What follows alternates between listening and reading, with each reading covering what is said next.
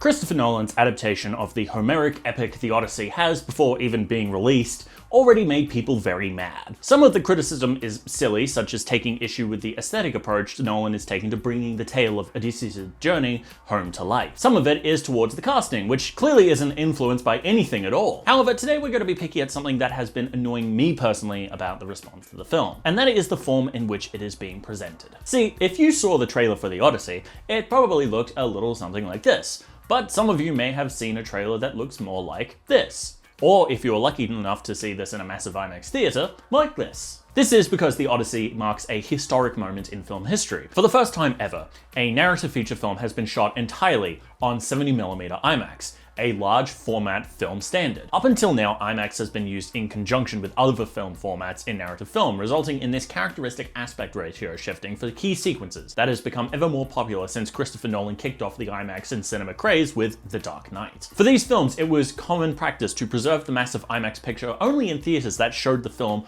on IMAX film, but in other theaters crop the IMAX sequences to fit the aspect ratio of the rest of the film. This, for these films, works fine, but The Odyssey is not shot on mixed formats. It is entirely shot on this larger IMAX film. But this larger picture is still only going to be available in IMAX theaters. Elsewhere, the film will look more like this or this. What's the point, many ask? If the entire film is in IMAX, why not show it like this everywhere? Well, the answer comes down to one simple fact: it's really not that simple. While shooting in IMAX has become Christopher Nolan's thing, it does present unique challenges. More to the point, if the film was shown like this everywhere, the framing of pretty much every shot would be compromised. So, without further ado, welcome to L plus ratio.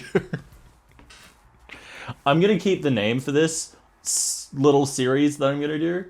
It's dumb, but you can't stop me. Before we get into the nitty-gritty, let's quickly establish some basics. As I said, The Odyssey is the first film ever to be entirely shot on IMAX film. IMAX film is massive, with a single frame measuring about 7 by 5 inches across. For anyone who wants a more visual example of that, here is a photo of a single cell of IMAX film. For a piece of film, this is flippin' enormous. This is 3 times the size of the 70mm film used to shoot classics like 2001: A Space Odyssey or Lawrence of Arabia, and 10 times the size of the 35mm film frames that have brought classics like, well, everything ever shot on 35mm film. If you were to ask Christopher Nolan, he would tell you that IMAX is the highest quality imaging format that's ever been devised. Seriously, he will use those exact words. He almost always does. Unfortunately, this insane image quality comes with a couple of challenges. The first is that of consistency. See, up until recently, it was actually impossible to shoot a full feature film with IMAX cameras. The reason for this is that the cameras are bloody loud and tended to make any reliable dialogue capture difficult.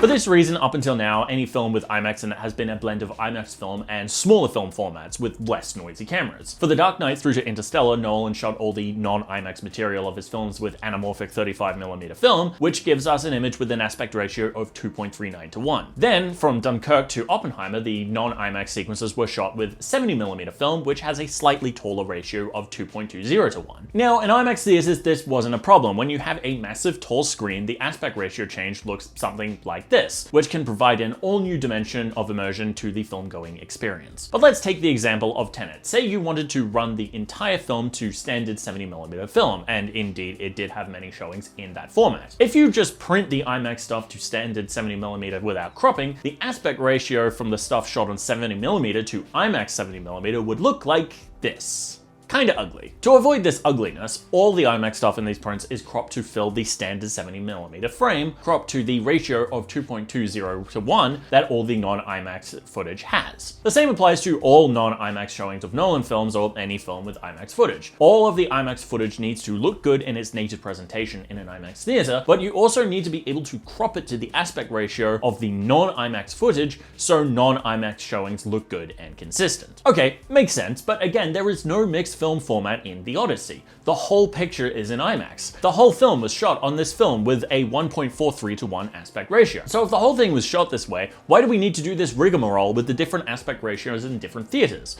Why not send it to every theater in 1.43 to 1, instead of having 70mm versions in 2.20 to 1, or 35mm versions in 2.39 to 1, or digital versions in both 2.39 to 1 and 1.85 to 1? What's the point? That was a lot of numbers and not very easy to read that quickly. Well, there is a second challenge to shooting for IMAX: the sheer size of an IMAX theater. As I said, an IMAX film cell is big. This means that it can be projected to astronomical sizes. Your average IMAX film theater screen is 3 stories tall. These screens are massive. Now, I want you to imagine you're watching a screen 3 stories tall for 3 hours. By the way, the Odyssey is 8 minutes shy of 3 hours long.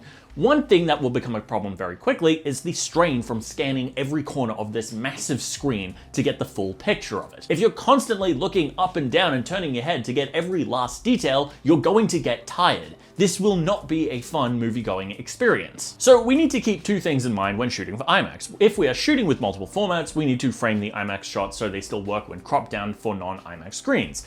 And whether we're shooting for mixed formats or completely in IMAX, we need to keep the audiences in these massive IMAX screens in mind, and how much energy they will exert trying to look at every single part of the image. Somewhat fortuitously, the answer to both challenges is the same. Do not frame primarily for the full IMAX frame. With our working with 65mm a lot, I've become very much a center puncher. Center puncher basically means that the essential where you want your eye scanning of your audience to go happens sort of in the center of the frame. With IMAX, a frame doesn't exist as such, because when you sit, the screen sort of bends away around you. What Hoyt van Hoytema, longtime cinematographer for Chris Nolan and also cinematographer of Jordan Peele's Nope, means by this is that you do not want to fill the full IMAX frame with important information. If you do, the audience will become weary. So instead, he frames everything towards the center of the picture and allows the extremities of the IMAX frame to fall away into peripheral vision. Let's explore this visually. Let's take a shot from Interstellar, in context, a short reaction shot from Amelia Brand as Cooper attempts docking at insane rotational velocity, and look at the full IMAX frame of it. Here we see Anne Hathaway,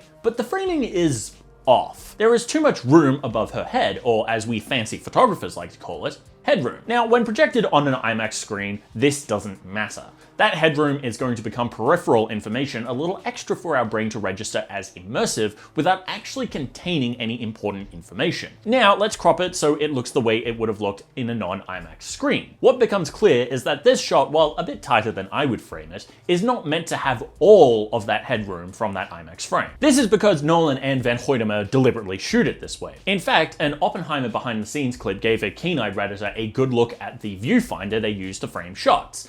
It looks like this. We have the full IMAX frame and then a set of dotted lines. These dotted lines correspond to the aspect ratio of anamorphic 35mm film, or 2.39:1. In essence, this provides a good guideline. Make sure everything vital to the frame is inside this barrier, but make sure that the entire IMAX frame is accounted for when you shoot as well. This way, you can make sure you have a movie that makes sense when cropped for widescreen, but also have all that lovely peripheral information when the film is being shown on a screen 3 stories tall. Now, up until now, this is what Nolan and everyone else who shoots with IMAX has been doing. Everything he's shot in IMAX up until this point has been designed to take full advantage of the IMAX frame in IMAX theaters, but also look good when cut to the same aspect ratio as all the non-IMAX stuff. Now, you may notice that's not the case with home video releases of these movies. We still get an aspect ratio change in Nolan's movies on Blu-ray, but not to the full IMAX 1:3:1 ratio. Instead, for home media, the IMAX sequences are cropped to fill our screens, which have an aspect ratio of 16:9, or 1.78:1. This gives us the best of both worlds. We get the aspect ratio change from the movie theaters, but it doesn't awkwardly cut to an aspect ratio narrower than our tellies. Also, to my eye, the 16:9 crops of the IMAX footage provide the most balanced frames of them all. Like, take this shot from Interstellar. If we compare the original IMAX frame, how it was cropped for non-IMAX theaters, and how it's cropped for Blu-ray, the latter is the most